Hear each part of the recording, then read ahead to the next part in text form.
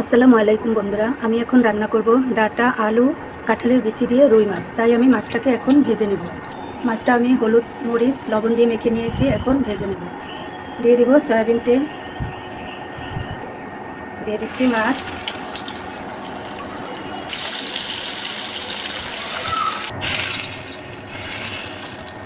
দিয়ে দিব পেঁয়াজ কুচি,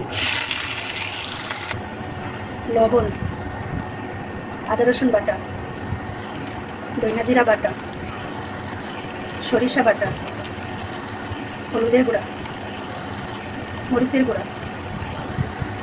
মশলাটা ভালোভাবে কষিয়ে নেব।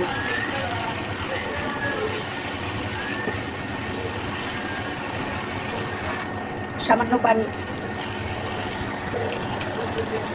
বন্ধুরা, মশলা কষানো হয়ে গেছে, দিয়ে দেব সেদ্ধ করে রাখা সবজি।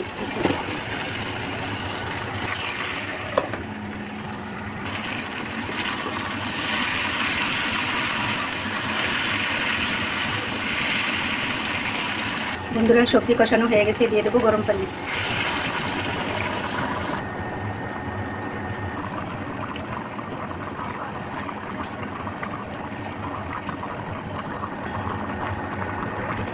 বন্ধুরা, আমার তরকারি রান্না হয়ে গেছে। যদি আমার রান্নাটি আপনাদের ভালো লেগে থাকে তাহলে লাইক, কমেন্ট, শেয়ার করবেন। প্রতিদিনের রান্না দেখার জন্য চ্যানেলটিকে সাবস্ক্রাইব করে রাখবেন। আল্লাহ হাফেজ।